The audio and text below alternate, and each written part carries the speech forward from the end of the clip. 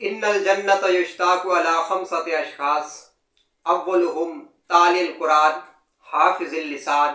مطعم الجیان مقسط العریان ومن صلی علی حبیب الرحمن او کما قال رسول اللہ صلی اللہ علیہ وآلہ وسلم۔ نور مجسم و فخر موجودات، زینت بزم کائنات، والی عرب و عجم، شاہ آدم بنی آدم، جناب احمد مصطفیٰ محمد مصطفیٰ صلی اللہ علیہ وآلہ وسلم نے ارشاد فرمایا کہ ہر انسان جنت کا طلبگار ہے، کہ ہر انسان اس وجہ سے عمل کرتا ہے کہ مجھے جنت مل جائے۔ کوئی بھی عمل کوئی بھی انسان کرتا ہے تو اس کا ریزن یہ ہوتا ہے کہ مجھے جنت مل جائے۔ حضور اکرم نور مجسم صلی اللہ علیہ وآلہ وسلم نے صحابہ کو بتایا کہ صحابہ جنت کے طلبگار رہتے ہو اور نمازیں بھی پڑھتے ہو، حج بھی کرتے ہو، سارے عمل کرتے ہو اور جنت کے طلبگار ہو، کیوں نہ میں ان 5 شخصوں کا ذکر نہ کر دوں جن کو جنت خود طلب کرتی ہے جب 5 شخص مجھ کو مل جائے۔ تو جب حضور نے فرمایا تو طلب بڑھی، اور طلب اس قدر بڑھی کہ حضور بتائیے وہ کون سے 5 اشخاص ہیں جن کو جنت خود طلب کرتی ہے یہ شخص مجھ کو مل جائے۔ نور مجسم نور حضرت محمد مصطفیٰ صلی اللہ علیہ وآلہ وسلم نے ارشاد فرمایا تالی القرآن، فرمایا کہ ان میں 5 اشخاص میں سے جو پہلا شخص جس کو جنت خود طلب کرتی ہے شخص مجھ کو مل جائے، ان میں سے پہلا شخص وہ ہے جو قرآن کی تلاوت کرنے والا ہے، قرآن کو پڑھنے والا، قرآن کی تلاوت کرنے والا۔ اللہ رب العزت کو اتنا محبوب ہوتا ہے اور اللہ کی جنت خود کہتی ہے شخص مجھ کو مل جائے۔ حضور اکرم نور مجسم صلی اللہ علیہ وآلہ وسلم نے ارشاد فرمایا اگر تم اللہ سے کلام کرنا چاہتے ہو، اللہ سے باتیں کرنا چاہتے ہو، فرمایا تم قرآن کھول کے بیٹھ جاؤ، اللہ تجھ سے کلام کر رہا ہے۔ تو حضور نے فرمایا کہ قرآن اللہ اور بندے کے درمیان وہ تعلق قائم کرنے کا وہ ذریعہ ایک لٹکتی ہوئی رسی ہے کہ جس کا ایک سرہ اللہ دست قدرت کے ہاتھ میں ہے اور دوسرا سرہ اس کے بندے کے ہاتھ میں ہے۔ تو جب بندہ اس کو مضبوطی سے تھام لیتا ہے تو پھر اللہ کا اس کو قرب نصیب ہو جاتا ہے۔ قرآن کو کثرت سے پڑھنا، قرآن کی تلاوت کرنا، ایسا شخص جو قرآن کو کثرت سے پڑھنے والا ہے، قرآن کی تلاوت کرنے والا ہے، اللہ کو بھی محبوب ہے۔ حضور اکرم نور مجسم صلی اللہ علیہ وسلم نے ارشاد فرمایا خیرکم من تعلم القرآن وعلمہ، فرمایا تم میں سے بہترین شخص وہ ہے، وہ نہیں جو نمازیں زیادہ پڑھتا ہے، حج زیادہ کرتا ہے، روزے زیادہ رکھے ہیں۔ تو حضور نے فرمایا تم میں سے بہترین شخص وہ ہے جو قرآن پڑھتا ہے اور دوسروں کو پڑھاتا ہے۔ قرآن پڑھنا اور دوسروں کو پڑھانا یہ بہترین علامت ہے جو اللہ کو بھی پسند ہے، حضور اکرم نور مجسم صلی اللہ علیہ وآلہ وسلم کو بھی پسند ہے۔ اس لیے اس امت کی بیساکھی یہ قرآن ہے۔ جب تک قرآن کو آپ دامن میں سمیٹے رکھو گے یہ قوم یہ عروج پر رہے گی اور کوئی بھی دنیا کا کوئی بھی خطہ اس کو مٹا نہیں سکتا جب تک یہ قرآن کے دامن کو سمیٹ کر رکھے۔ یہی وہ قرآن ہے جو اللہ رب العزت نے اپنے حضور نور مجسم صلی اللہ علیہ وسلم کے سینہ اختن پر نازل فرمایا، اور جب یہ نازل ہوا تو اللہ نے فرما دیا لا ریب فیہ، اس میں کوئی شک نہیں۔ تو شک کی گنجائش نہ رہی، اس رب مطلق نے جب خود کہہ دیا اس میں کوئی شک نہیں تو شک کی گنجائش نہیں ہوتی۔ دوسرا شخص حضور اکرم نور مجسم صلی اللہ علیہ وآلہ وسلم نے ارشاد فرمایا دوسرا شخص وہ ہے جو اپنی زبان کی حفاظت کرنے والا ہے، اپنی زبان پر پہرا دینے والا، اپنی زبان کو جو کنٹرول میں رکھتا ہے، ہمیشہ سچائی پر پہرا دیتا ہے۔ اللہ کی جنت خود کہتی ہے شخص مجھ کو مل جائے۔ حافظ اللسان، یہ زبان کی حفاظت کرنے والا۔ انسان جب بھی کسی کو منواتا ہے، اپنے آپ کو منواتا ہے، تو اس کا جو ذریعہ بلاغ ہے، بولنے کا جو ذریعہ وہ زبان ہے۔ انسان اپنی زبان کے ذریعے ہی اپنے آپ کو منواتا ہے۔ حضور صلی اللہ علیہ وسلم نے جو اس عرب کے معاشرے کے اندر زندگی گزاری اور 63 سال آپ نے عمر گزاری، جن میں سے 40 سال وہ تھے جس میں آپ نے کوئی اعلان نبوت نہیں فرمایا اور نہ ہی کوئی تبلیغ کی، اور یہ وجہ کیا بنی؟ پھر بھی آپ کو اپنے تو اپنے رہے، بیگانے بھی آپ کو صادق الامین کے نام سے پکارا کرتے تھے۔ وہ وجہ یہ تھی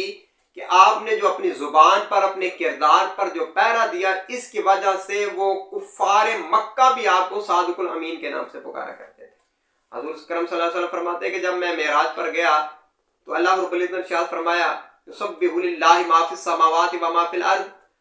کائنات کے اندر جو کچھ بھی ہے زمین و آسمان میں وہ میری حمد و ثنا کرتی ہے۔ اللہ فرماتا ہے کہ میری ہر شے، نباتات جمادات، ہر شے میری حمد و ثنا میں مصروف ہے، مگر جو زبان سے میرا بندہ میری ثنا کرتا ہے مجھے اتنی وہ پسند نہیں جتنے اپنے بندے کی زبان سے اپنا ذکر پسند ہوتا ہے۔ تو اپنی زبان پر پہرا دیا جائے، سچائی پر پہرا دیا جائے، تو جب انسان اس پیرے پر اتر جاتا ہے، ہمیشہ سچائی پر پہرا دیتا ہے، اپنی زبان کو کنٹرول میں رکھتا ہے، حفاظت کر لیتا ہے، پھر اللہ کی جنت کہتی ہے شخص مجھ کو مل جائے۔ اور تیسرا شخص وہ ہے مطعم الجیان، بھوکے کو کھانا کھلانے والا، جو بھوکے کو کھانا کھلاتا ہے، اللہ کی جنت کہتی ہے مجھ کو مل جائے۔ صحابہ نے عرض کیا حضور جو امراء ہیں، امیر ہیں، وہ تو اس نعمت کو حاصل کر لیں گے کیونکہ ان کے پاس دولت بھی زیادہ ہے، وہ ہر طرح سے عیاش و عشرت کے اندر وہ مصروف ہیں، وہ اس طرح اس دولت کو حاصل کر لیں گے۔ تو پھر اس پر حضور اکرم صلی اللہ علیہ وسلم ارشاد فرمایا کہ آپ پریشان کیوں ہوتے ہو، میری صحبت میں رہو تو پریشانی کیسی؟ انہوں نے فرمایا کہ جو کسی نیک مومن کو اچھا مشورہ دے دے گا، اللہ اس کے بدلے میں اس کو احد پہاڑ کے برابر ثواب عطا کر دے گا۔ تو ظاہر ہے کسی کو اچھا مشورہ دے دینا، کسی میں معاملات کے اندر کسی کو مشورہ دے دینا، یہ بھی بہت بڑی نعمت ہے اور یہ بھی بہت بڑی عبادت ہے۔ تو لہٰذا کسی کے پاس کوئی بھوک کا پیاسا تو اس کو کھلا دیا جائے، کوئی قرض خار اس کا قرض ادا کر دیا جائے، اور کوئی پیاسا ہے تو اس کو پانی پلا دیا جائے، ہر طرح سے اس کی مدد کر دینا، یہی ہے وہ بھوکے کو کھانا کھلانا۔ تو جانی کہ آپ پیٹ بھر کے کھلائیں، جتنی آپ استطاعت رکھتے ہیں اس کی استطاعت کے مطابق آپ بھوکے کو سیراب کر دیں، اللہ کی جنت خود طلب کرے گی یہ شخص مجھ کو مل جائے۔ چوتھا شخص وہ ہے مقسط العریان، جو عیبوں کو چھپاتا ہے، عیبوں پر پردہ ڈالتا ہے، لوگوں کے عیبوں پر چھپانے پہ رہتا ہے، تو اللہ کی جنت کہتی ہے شخص مجھ کو مل جائے۔ لوگوں کے عیبوں کو چھپانے کا حکم دیا گیا، حضور فرماتے ہیں کہ جو انسان کسی کے ایک عیب کو چھپاتا ہے، اللہ اس کے 100 عیبوں کو چھپاتا ہے، کوئی ایک عیب کو ظاہر کرتا ہے، اللہ اس کے 100 عیبوں کو ظاہر کرتا ہے۔ جب اس رب مطلق نے تیرے سارے عیبوں کو چھپا کر رکھا ہے، پھر انسان ہو کر وہ تو اب وہ ستار ہے نا، وہ ستار مبالغہ کا صیغہ ہے، اور اس ستار سب سے زیادہ پردہ پوشی کرنے والا۔ جب انسان کسی کا نام رکھتا ہے تو اب تو ستار کہتے ہیں، ستار نہیں رکھتے، کیونکہ ہم تو بندے ہیں ستار کے۔ تو اس نے جب اس پوری کائنات میں ہر بندے پر پردہ ڈالا تو ہمارا حق بنتا بھی ہم بھی اس کے بنائے ہوئے قوانین، جب وہ پردہ ڈال رہا ہے تو ہم بھی پردہ ڈالیں۔ تو جب انسانوں کے عیبوں پر پردہ ڈالتا ہے، انسان اس کے عیبوں پر بھی اللہ تعالیٰ پھر اس کے عیبوں کو بھی چھپا لیتا ہے۔ اور پانچواں شخص اب وہ کیا ہے؟ وہ پوری کائنات کی جان ہے، جس میں رب بھی مصروف ہے، رب کے فرشتے بھی مصروف ہیں، نباتات، جمادات، کائنات کی ہر شے اس چیز میں مبتلا ہے، ہر چیز اس کے اندر محفوظ ہے، اور ہر چیز کی وہ جان ہے۔ وہ کیا ہے؟ شاید کہ پہلی صفت کسی کے اندر ہو، قرآن کی تلاوت کبھی کی یا کبھی نہ کی، شاید کہ کبھی کسی کے زبان کی حفاظت ہوئی کبھی نہ ہوئی، کبھی عیبوں کو چھپا لیا کبھی ظاہر کر دیا، کبھی بھوکے کو کھانا کھلایا کبھی نہ کھلایا، مگر پانچواں شخص وہ ہے وَمَنْ صَلَّ عَلَىٰ حبیب الرحمن، جو حضور اکرم نور مجسم صلی اللہ علیہ وسلم پر درود و سلام پڑھتا ہے، اللہ کی جنت خود کہتی ہے شخص مجھ کو مل جائے۔ تو حضور کی ذات پر درود کے نذرانے پیش کرنا، حضور کی ذات پر سلام پیش کرنا، یہ رب کی بھی سنت ہے اور فرشتوں کی بھی سنت ہے، اور ہر عمل قبول ہے، اور مگر اس کی قبولیت میں شک ہے کہ پتہ نہیں قبول ہوتا یا نہیں ہوتا، مگر درود تو وہ ایسا عمل ہے، ان اللہ و ملائکتہ یصلون علی النبی یا ایھا الذین آمنوا صلوا علیہ وسلم تسلیما، جس میں رب بھی مصروف ہے، اس کے فرشتے بھی مصروف ہے، جو رب خود اپنی ذات حضور کرم کی ذات پر بھیج رہا ہے۔ تو ظاہر جو رب عمل خود کرتا ہے تو اس میں مقبولیت میں تو شک نہیں ہو سکتا، تو حضور کی ذات پر کثرت سے درود و سلام کے نذرانے پیش کیا جائے۔ علامہ محمد اقبال کہتے ہیں مجھے حکیم الامت کہا گیا، مجھے جو حجابات